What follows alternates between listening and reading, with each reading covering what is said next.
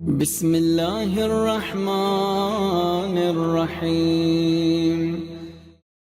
ہمارے ائمہ کا دستور تھا کہ جب رمضان المبارک آتا تھا تو خوشی مناتے تھے، جب رمضان المبارک جانے لگتا تھا تو رنجیدہ ہونے لگتے تھے۔ اور ہم مولائی ایسے ہیں کہ جب رمضان المبارک آتا ہے تو ہم کو بخار چڑھتا ہے، اور جب رمضان المبارک جانے لگتا ہے تو بڑی خوشی محسوس کرتے ہیں، ایسا جیسے کسی جیل سے چھوٹے ہوں۔ سمجھ رہے ہیں؟ ایسا لگتا نہیں لگتا کہ ہمارے جوان لڑکے کچھ ایسے ہیں جیسے بیچارے جیل سے چھوٹے ہوں۔ تو میں ایک جملہ آپ حضرات سے کہوں گا، اسی میں پوری مجلس ہے بلکہ پورا عشرہ ہے، اگر آپ اس جملے کو سمجھ لیں۔ اگر کوئی آدمی اپنے آپ کو رمضان المبارک میں محسوس کرے کہ جیسے میں قید ہو گیا ہوں یا جکڑا گیا ہوں یا مجھے اسیر سا کر لیا گیا ہے، تو اسے رات میں بستر پہ لیٹنے کے بعد اپنے بارے میں سوچنا چاہیے کہ وہ شیطان کے کتنے بہکائے میں آ گیا ہے، اس لیے کہ روزہ اور رمضان مومن کو جکڑنے کا مہینہ نہیں ہے، شیطان کو جکڑنے کا مہینہ۔ تو شیطان جکڑا جاتا ہے اس رمضان المبارک میں، مومن نہیں جکڑا جاتا رمضان المبارک۔ لیکن میں جوانوں سے اس لیے خطاب کر رہا ہوں، اس لیے کہ اگر آپ 25 سال کی عمر میں روزہ نہیں رکھ سکتے تو 50 سال کی عمر میں کیا گارنٹی ہے آپ رکھیں گے؟ شوگر آ جائے گا، بی پی آ جائے گا، ہارٹ آ جائے گا، پتہ نہیں کتنی بیماریاں ہیں جو ہمارا انتظار کر رہی ہیں۔ تو جب 25 سال کے تھے تو ماں باپ نے نہ رکھنے دیا، اور جب 50 سال کے ہوئے تو بیماری نے نہ رکھنے دیا۔ تو یہ بتائیے اللہ کا یہ فریضہ ادا کریں گے تو کس وقت کریں گے؟ یہ جو میں نے رسول اسلام کا خطبہ پڑھا ہے، ذرا خطبے کے الفاظ دیکھیے۔ ایھا الناس، اے لوگو، اگر آپ اسی ترجمے پہ قربان ہو جائیں تو حق ادا نہ ہو اس کا۔ ایھا الناس، اے لوگو، قد اقبل الیکم شہر اللہ، اے لوگو اللہ کا مہینہ تم سے ملاقات کرنے والا ہے، یعنی اللہ کا مہینہ آنے والا ہے، مگر چونکہ آپ اس مہمان سے خوش نہیں ہوتے جو خالی ہاتھ آئے، اسی مہمان کا احترام زیادہ کرتے ہو جو ساتھ میں کچھ لے کے آئے۔ تو نبی نے فرمایا یہ اللہ کا مہینہ خالی نہیں آیا ہے، تمہارے لیے 3 تحفے لے کے آیا ہے، برکت کا تحفہ، رحمت کا تحفہ، مغفرت کا تحفہ۔ رحمت لے کے آیا، برکت لے، زور سے بولیے، رحمت لے کے آیا، برکت لے کے آیا، مغفرت لے کے آیا۔ آپ کہیں گے دلیل کیا ہے کہ برکت لے کے آیا؟ تو دلیل بھی سن لیجئے اور کاٹ دیجئے تو میں مجلس پڑھنی چھوڑ دوں۔ آپ کاٹ کے دکھائیے برکت ہوتی ہے نہیں ہوتی۔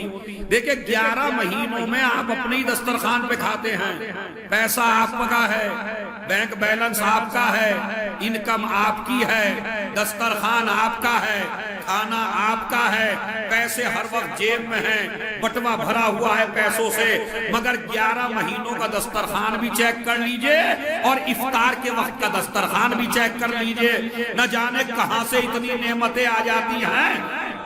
آتی نہیں آتی ہیں بھائی، 11 مہینوں میں 3 وقت کھاتے ہو اتنی نعمتیں نہیں ملتی، مگر جب افطار کے وقت اللہ کا یہ بندہ روزہ افطار کرنے بیٹھتا ہے تو نہ جانے کہاں کہاں سے نعمتیں آ جاتی ہیں۔ یہ فرق کیوں آیا؟ پیسہ تو 11 مہینے میں بھی تھا، یہ آج ہی اتنی برکت کیوں ہو رہی ہے؟ اس کی وجہ یہ ہے کہ روز کھاتا تھا اپنے دسترخوان پر، آج کھا رہا ہے خدا کے دسترخوان پر۔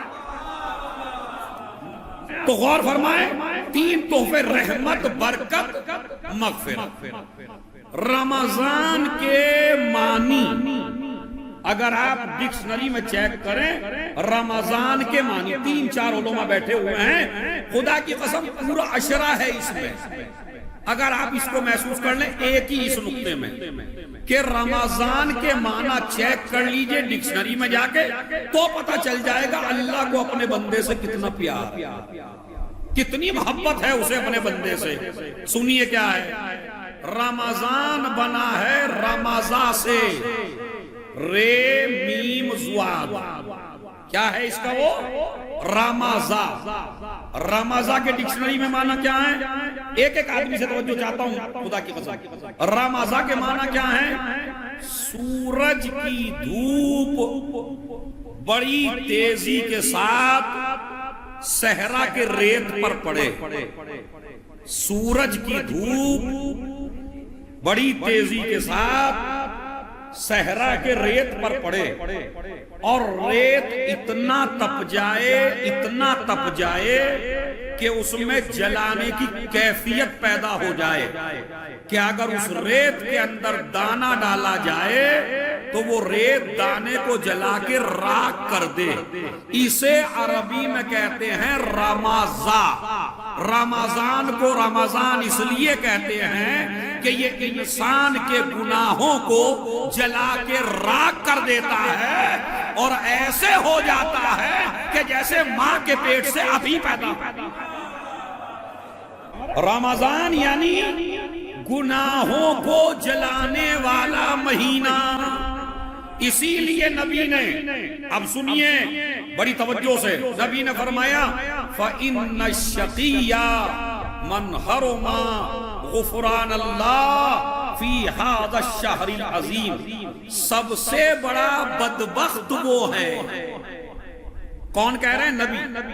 سب سے بڑا بدبخت وہ ہے کہ جو اس مہینے میں بھی اپنے کو بخشوا نہ پائے۔ میں توجہ چاہتا ہوں، اتنی داد تو آپ نے دے دی ہے، بہت ہے، اس میں داد کی ضرورت نہیں ہے، سوچنے کی ضرورت ہے۔ کیا؟ فَإِنَّ الشَّقِيَّ، بڑا بدبخت ہے وہ۔ کون ہے بدبخت؟ جو اس مہینے میں بھی اپنے کو بخشوا نہ پائے۔ یعنی اللہ انتظار کر رہا ہے میرا بندہ معافی مانگے، اور بندہ پھر بھی اکڑا اکڑا پھرے اور اللہ کی طرف متوجہ نہ ہو، استغفار نہ کرے، روزہ نہ رکھے، اور بالکل 11 مہینوں کی طرح گلیوں میں پھرے اور رمضان المبارک کا احترام اور استقبال نہ کرے، اور اس کے بعد مجلس میں آ کے سب سے بڑا مولائی بھی بن جائے۔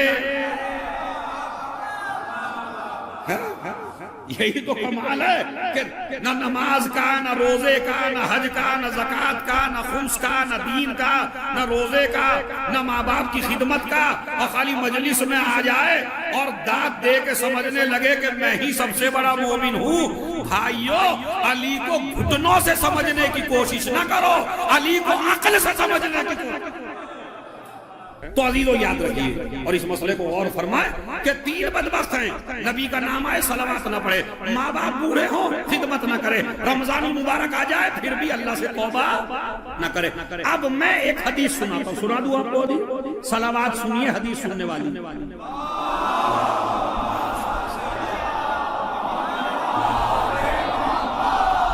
عمل بھی کریں گے انشاءاللہ، عمل کریں، سنیے۔ بسم اللہ الرحمن الرحیم۔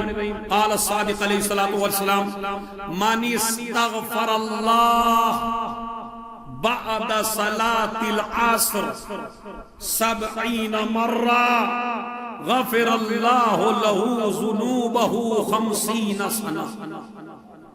اگر کوئی انسان، لکھ لیجئے دلوں پہ، اگر کوئی انسان نماز عصر کے بعد 70 مرتبہ استغفر اللہ ربی و اتوب الیہ، کہیے ذرا ایک دفعہ اور کہیے، ایک اور دفعہ دل سے کہہ دیجئے، استغفر اللہ، اعراب بھی صحیح کر لیجئے، استغفر اللہ ربی و اتوب الیہ، میں اپنے رب سے استغفار کرتا ہوں اور توبہ کرتا ہوں۔ جو انسان استغفار کرے نماز عصر کے بعد کتنی مرتبہ؟ 70 مرتبہ۔ عمل چھوٹا سا بالکل، کتنی دیر لگے گی؟ ہے جوان میں؟ کتنی دیر لگ جائے گی آپ کو 70 مرتبہ استغفار کرنے میں؟ 3-4 منٹ۔ اب ثواب بتا دو۔ غفر اللہ لہ ذنوب 50 سنہ، اللہ اس جوان کے 50 سال کے گناہ معاف کرتا ہے۔ اب بھائی کسی مسلمان کی سمجھ میں یہ حدیث آئے نہ آئے، مگر علی والوں کو تو اس لیے سمجھنا چاہیے کہ اللہ یہ نہیں دیکھتا کتنا کیا ہے، اللہ دیکھتا ہے کس نیت سے کیا ہے۔ اگر نیت میں خلوص ہو تو علی کی تلوار کا ایک وار ثقلین کی عبادت پر،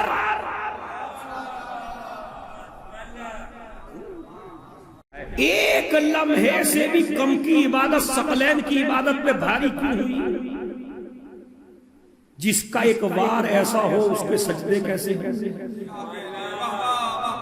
جس کا ایک وار ایسا ہو اس کی نمازیں کیسی ہوں؟ جس کا ایک وار ایسا ہو اس کی ساری جنگیں کیسے ہوں؟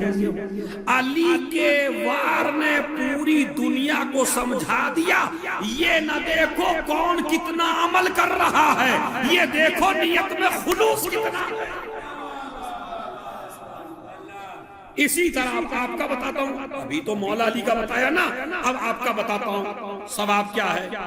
انفاسکم فیہ تسبیح، روزے دار کا سانس لینا عبادت ہے۔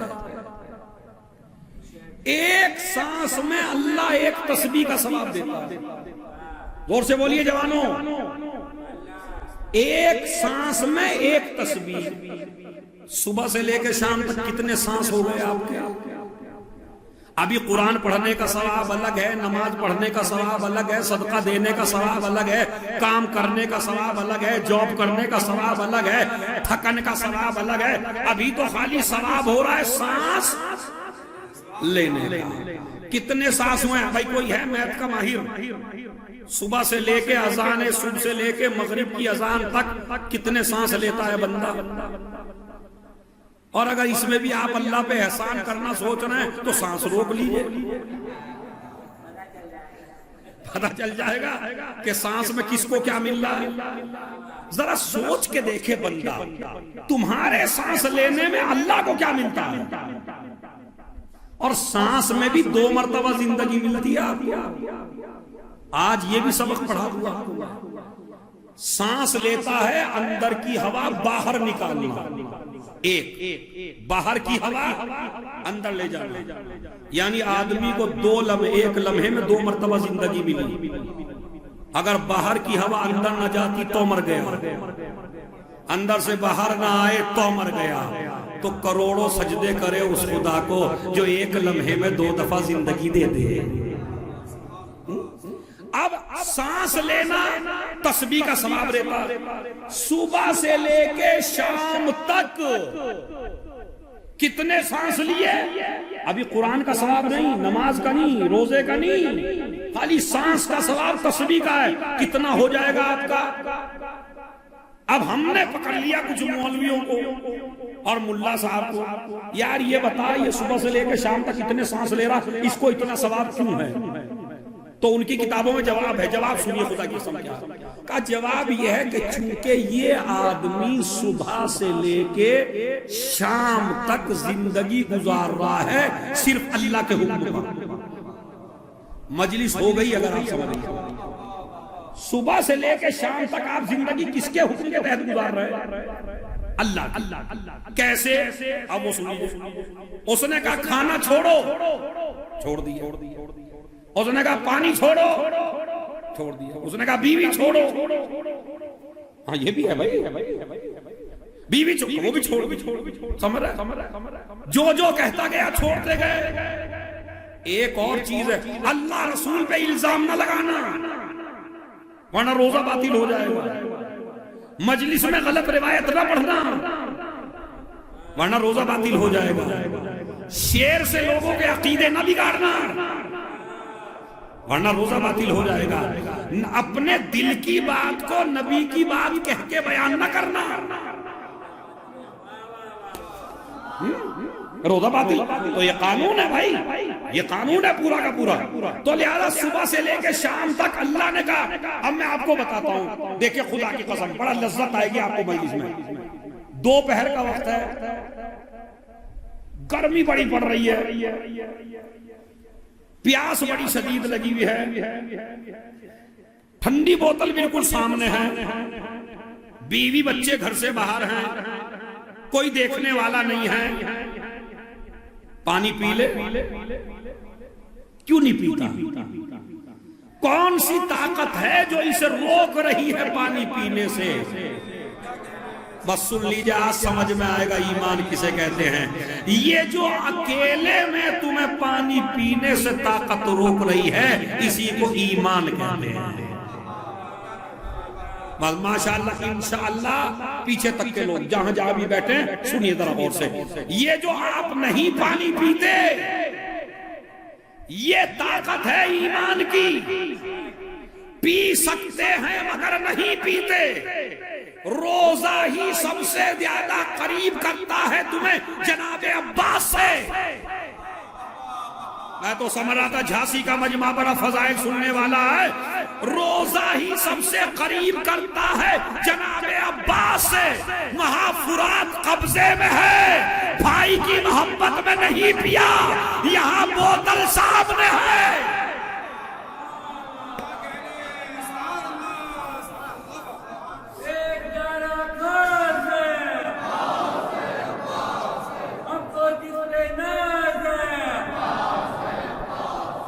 بھائی چلا تشریح بعد میں ہوگی، چونکہ وقت زیادہ ہو گیا ہے، مجھے بھی نکلنا ہے۔ ابھی تو جو اصل مطالب تھے وہ میں آپ کی خدمت میں شروع بھی نہیں ہوئے ہیں، جو خطبے میں اصل مطالب ہیں۔ انشاءاللہ مولانا صاحب یا کوئی بھی جو پڑھاتے ہیں جمعہ، تو وہ انشاءاللہ خطبہ آپ کی خدمت میں پیش کر دیا ہوگا یا کریں گے، تو وہ سن لیجئے کیا ہے۔ آپ نے نہیں پیا، کیوں؟ اس لیے کہ آپ کی زندگی گزر رہی ہے اللہ کے حکم سے، تو آپ کا سانس لینا عبادت، نومکم فیہ عبادت، اس میں تمہارا سونا بھی عبادت۔ روزہ رکھ کے سو جائیے، عبادت۔ ہم نے کہا اب تو چھوڑ دیجئے مسجدوں میں کہنا الصلاۃ خیر من النوم، نماز سونے سے، کیا کہتے ہیں صبح کی نماز میں؟ الصلاۃ خیر من النوم، نماز سونے سے بہتر ہے۔ نبی کیا کہتے ہیں؟ روزے دار کا سونا عبادت ہے۔ اس کا مطلب یہ ہے نہ نماز عبادت ہے نہ سونا عبادت ہے جب اس کا حکم ہو سونے کا۔ ارے بس خدا کی قسم طاقت لگا دیجئے، جب اس کا حکم ہو سونے کا تو سونا عبادت ہے، جب اس کا حکم ہو جاگنے کا تو یہ محاورہ صحیح نہیں ہے کہ نماز سونے سے بہتر ہے، نہیں، وقت پڑ جائے تو سونا بہتر ہے۔ اسی لیے علی کو مرضی کا مالک جاگتے میں نہیں بنایا۔ ارے میں توجہ چاہتا ہوں، بس آخری جملہ ہے، ارے جاگتے میں مرضی کا مالک نہیں بنایا۔ ادھر علی سوئے، ادھر اللہ نے اپنی مرضیاں ساری سو اپنی مرضی کا مالک بنا دیا۔ کیا؟ بستر بدل جائے تو نیند نہیں آتی، خطرہ بڑھ جائے تو نیند نہیں آتی، عادت بدل جائے تو نیند نہیں آتی۔